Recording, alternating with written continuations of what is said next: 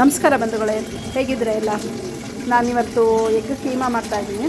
ಅದಕ್ಕೋಸ್ಕರ ಎಗ್ ತೊಗೊಂಡಿದ್ದೀನಿ. ದೋಸೆಗೆ, ಚಪಾತಿ ಎಲ್ಲದಕ್ಕೂ ಸೂಪರ್ ಕಾಂಬಿನೇಷನ್ನು. ಒಳ್ಳೆ ರೆಸಿಪಿ, ಬೇಗನೂ ಕೂಡ ಆಗೋಗುತ್ತೆ. ಮೊಟ್ಟೆ ಒಂದು ಬೇಯಿಸ್ಕೋಬೇಕಷ್ಟೇ. ಮತ್ತು ಅದ್ರ ಜೊತೆಗೆ ಚಪಾತಿಗೆ ಮತ್ತು ಪೂರಿಗೆ ತುಂಬ ಚೆನ್ನಾಗಿರುತ್ತೆ. ನಾನು ಅದಕ್ಕೋಸ್ಕರ ಒಂದು 5 ಮೊಟ್ಟೆ ತೊಗೊಂಡಿದ್ದೀನಿ. ಅದನ್ನು ಬೇಯಿಸಿಟ್ಕೊಂಡಿದ್ದೀನಿ. ನೋಡಿ, ಈ ಥರ ಒಂದು 5 ಮೊಟ್ಟೆ ತೊಗೊಂಡು ಬೇಯಿಸಿಟ್ಕೊಂಡು ಅದನ್ನು ಸಿಪ್ಪೆ ಸೆಲ್ದುಟ್ಕೊತಾ ಇದ್ದೀನಿ. ಸಿಪ್ಪೆ ಎಲ್ಲ ತೆಗೆದು ಅದನ್ನು ತುರಿದು ಇಟ್ಕೋಬೇಕು. ಈಗ ಕಾಯೆಲ್ಲ ತುರಿತೀವಲ್ಲ ಆ ಥರ ಅದರಲ್ಲಿ ತುರಿದ್ಬಿಟ್ಟು ಇಟ್ಕೊಂಡ್ರೆ ಅದು ಕೀಮಾ ಚೆನ್ನಾಗಿರುತ್ತೆ. ಈಗ ನಾವು ಹೊಡೆದು ಎಲ್ಲ ಮಾಡಿ ಮಸಾಲೆಗಿಂತ ಇದು ಈ ಥರ ತುರಿದು ಎಲ್ಲ ಮಾಡೋ ಮಸಾಲೆ ಇದ್ದದ್ದು ತುಂಬ ಚೆನ್ನಾಗಿರುತ್ತೆ. ಅದಕ್ಕೋಸ್ಕರ ನಾನು ಇದನ್ನು ನಮ್ಮನೆ ಟ್ರೈ ಮಾಡ್ತಾ ಇರ್ತೀನಿ. ಇದನ್ನು ತುಂಬ ಸರಿ ಮಾಡಿದ್ದೀನಿ. ಮನೆಗೆ ಎಲ್ಲರೂ ಇಷ್ಟಪಡ್ತಾರೆ, ಮಕ್ಕಳೆಲ್ಲ ತುಂಬ ಇಷ್ಟಪಟ್ಟು ತಿಂತಾರೆ. ನಾನು ಅದಕ್ಕೋಸ್ಕರ ಒಂದು ತವ ತೊಗೊಂಡಿದ್ದೀನಿ. ಅದಕ್ಕೆ ಒಂದು ಸ್ವಲ್ಪ ಎಣ್ಣೆ ಹಾಕ್ಕೊಂಡಿದ್ದೀನಿ. ಒಂದು 4 ಟೇಬಲ್ ಸ್ಪೂನ್ ಅಷ್ಟು ಎಣ್ಣೆ ಹಾಕ್ಕೊಂಡಿದ್ದೀನಿ. 2 ದೊಡ್ಡದು ಈರುಳ್ಳಿ ತೊಗೊಂಡಿದ್ದೀನಿ, ಸಣ್ಣದಾಗಿ ಕಟ್ ಮಾಡಿ ಇಟ್ಕೊಂಡಿದ್ದೀನಿ. ಅದು ನೀಟಾಗಿ ಫ್ರೈ ಮಾಡ್ಕೊಳ್ಳೋಣ. ಸ್ವಲ್ಪ ಕಲರ್ ಚೇಂಜ್ ಆಗಬೇಕಷ್ಟೆ. ಚೆನ್ನಾಗಿ ಬೆಂದು ಕಲರ್ ಸ್ವಲ್ಪ ಚೇಂಜ್ ಆಯಿತು ಅಂದರೆ ಚೆನ್ನಾಗಿರುತ್ತೆ ಟೇಸ್ಟು. ನೋಡಿ, ಈ ಥರ ಸ್ವಲ್ಪ ಕಲರ್ ಬಂದಿದೆ. ಇವಾಗ ಸ್ವಲ್ಪ ಶುಂಠಿ ಬೆಳ್ಳುಳ್ಳಿ ಪೇಸ್ಟ್ ಹಾಕ್ಕೊತಾ ಇದ್ದೀನಿ. ಇವಾಗ ಅದನ್ನು ಸ್ವಲ್ಪ ಹಸಿ ಸ್ಮೆಲ್ಲೆಲ್ಲ ಹೋಗಲಿ, ಸ್ವಲ್ಪ ಫ್ರೈ ಮಾಡ್ಕೊಳ್ಳೋಣ. ಮಕ್ಕಳೆಲ್ಲ ತುಂಬ ಇಷ್ಟಪಟ್ಟು ತಿಂತಾರೆ. ಒಂದೇ ಥರ ಮೊಟ್ಟೆ ಮಾಡ್ಕೊಡೋಕ್ಕಾಗಲ್ಲ, ಅದಕ್ಕೋಸ್ಕರ ತುಂಬ ಇಷ್ಟಪಟ್ಟು ತಿಂತಾರೆ. ಈಗ ಶುಂಠಿ ಬೆಳ್ಳುಳ್ಳಿ ಪೇಸ್ಟ್ ಹಸಿ ಸ್ಮೆಲ್ಲೆಲ್ಲ ಹೋಗಿತ್ತು. ಇವಾಗ ಟೊಮೆಟೊ ಹಾಕಿದ್ದೀನಿ. ಅದನ್ನು ಒಂದು 2 ನಿಮಿಷ ಬೇಯಿಸ್ಕೋಬೇಕು. ಅದನ್ನು ಚೆನ್ನಾಗಿ ಬೆಂದ ಮೇಲೇ ಬೇರೆ ಮಸಾಲೆ ಹಾಕಬೇಕು. ನೋಡಿ, ಇವಾಗ ಚೆನ್ನಾಗಿ ಬೆಂದಿದೆ ಟೊಮೆಟೊ. ಈಗ ಅರಿಶಿನ ಪುಡಿ ಹಾಕ್ಕೊತಾ ಇದ್ದೀನಿ.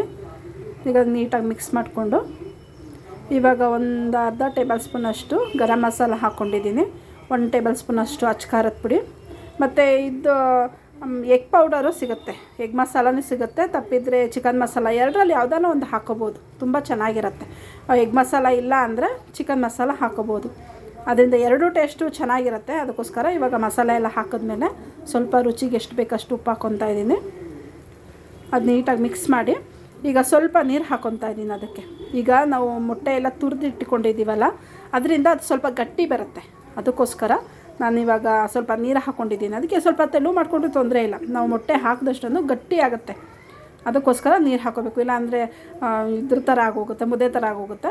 ಅದಕ್ಕೆ ಸ್ವಲ್ಪ ನೀರು ಹಾಕ್ಕೊಂಡ್ರೆ ಸ್ವಲ್ಪ ಗೊಜ್ಜು ಥರ ಬರುತ್ತೆ, ಗ್ರೇವಿನೂ ಚೆನ್ನಾಗಿರುತ್ತೆ. ಈಗ ಮೊಟ್ಟೆಯಲ್ಲಿ ಹಳದಿ ಭಾಗ ಇರುತ್ತಲ್ಲ, ನಾವು ಎಷ್ಟೇ ತೆಳುವಿದ್ರೂ ಕೂಡ ಅದು ಮಿಕ್ಸ್ ಮಾಡೋದ್ರಿಂದ ಗಟ್ಟಿ ಆಗುತ್ತೆ.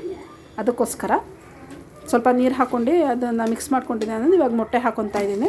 ಇವಾಗ ಮೊದಲೇ ಉಪ್ಪು ಎಲ್ಲ ಹಾಕ್ಕೊಂಡಿರಬೇಕು. ಆಮೇಲೆ ಎಗ್ಗೆಲ್ಲ ಹಾಕಿದ್ಮೇಲೆ ಉಪ್ಪು ಹಾಕೋಕ್ಕೋದ್ರೆ ಅದು ಇದಾಗುತ್ತೆ. ಅದಕ್ಕೋಸ್ಕರ ಮೊದಲೇ ಮಸಾಲೆ ಮತ್ತು ಉಪ್ಪು ಎಲ್ಲ ಹಾಕ್ಕೊಂಡು ಆಮೇಲೆ ಎಗ್ ಹಾಕೋದ್ರಿಂದ ಟೇಸ್ಟ್ ಚೆನ್ನಾಗಿರುತ್ತೆ. ಬೇಗ ಜಾಸ್ತಿ ಹೊತ್ತು ಬೇಯಿಸಬೇಕು ಅನ್ನೋ ಅವಶ್ಯಕತೆ ಇಲ್ಲ. ಒಂದೇ ಒಂದು ಕುದಿ ಬಂದರೆ ಸಾಕಾಗುತ್ತೆ. ಈಗ ಚೆನ್ನಾಗಿ ಸ್ವಲ್ಪ ಕುದೀತಾ ಇದೆಯಲ್ಲ, ಸೊ ಲಾಸ್ಟಲ್ಲಿ ಸ್ವಲ್ಪ ಕೊತ್ತಂಬರಿ ಸೊಪ್ಪು ಹಾಕಿಬಿಟ್ಟು ಅಲ್ಲಿಗೆ ಮುಗಿಯಿತು. ರೆಡಿ ಆಗಿದೆ ನೋಡಿ ಎಗ್ ಕೀಮಾ. ಚೆನ್ನಾಗೂ ಕಾಣಿಸ್ತಾ ಇದೆ, ಕಲರ್ಫುಲ್ಲಾಗಿ ಕಾಣಿಸುತ್ತೆ. ನೋಡೋದಕ್ಕೂ ತುಂಬ ಇಷ್ಟಪಟ್ಟು ತಿಂತಾರೆ ಮಕ್ಕಳು. ಮಾತ್ರ ಒಂದ್ಸಲ ಟ್ರೈ ಮಾಡಿ ನೋಡಿ, ಮಕ್ಳಿಗೆ ಕೊಟ್ಟು ನೋಡಿ ಚೆನ್ನಾಗಿರ್ತಾ ಇಲ್ಲ ಅಂತ ಅವ್ರು ಹೇಳ್ತಾರೆ. ಖಾರ ಅವ್ರಿಗೆ ಹೆಂಗೆ ಬೇಕು ಹಂಗೆ ಹಾಕೋಬೋದು. ಖಾರ ಜಾಸ್ತಿ ತಿನ್ನೋರು ಜಾಸ್ತಿ ಹಾಕೋಬೋದು, ಕಮ್ಮಿ ಅಂದವರು ಕಮ್ಮಿ ಹಾಕೋಬೋದು. ನೋಡಿ, ರೆಡಿಯಾಗಿದೆ. ಇವಾಗ ನಾನು ಇವತ್ತು ದೋಸೆಗೆ ಮಾಡಿದ್ದೆ. ಅದರಿಂದ ನಮಗಂತೂ ಸಖತ್ ಇಷ್ಟ ಆಗುತ್ತೆ. ದೋಸೆ ಆಗಲಿ, ಪೂರಿ ಆಗಲಿ, ಚಪಾತಿ ಆಗಲಿ, ಎಲ್ಲದಕ್ಕೂ ಚೆನ್ನಾಗಿ, ರೊಟ್ಟಿಗೂ ಕೂಡ ಚೆನ್ನಾಗಿರುತ್ತೆ. ನಾವೆಲ್ಲ ಜಾಸ್ತಿ ಆಲ್ಮೋಸ್ಟ್ ರೊಟ್ಟಿನೇ ಜಾಸ್ತಿ ಮಾಡೋದು. ಇವತ್ತು ಸಂಡೇ ಆಗಿದ್ದರಿಂದ ಇವತ್ತು ದೋಸೆಗೆ ಅಂತಲೇ ಮಾಡಿದ್ದು. ಟೇಸ್ಟ್ ಚೆನ್ನಾಗಿರುತ್ತೆ. ಒಂದು ಸಾರಿ ಟ್ರೈ ಮಾಡಿ ನೋಡಿ ಫ್ರೆಂಡ್ಸ್. ವಿಡಿಯೋ ಇಷ್ಟ ಆಗಿದ್ರೆ ಪ್ಲೀಸ್ ನನ್ನ ಚಾನಲ್ ಸಬ್ಸ್ಕ್ರೈಬ್ ಮಾಡಿ ವಿಡಿಯೋ ನೋಡಿ. Okay, bye friends. ನೆಕ್ಸ್ಟ್ ವಿಡಿಯೋದಲ್ಲಿ ಸಿಗ್ತೀನಿ. Thank you.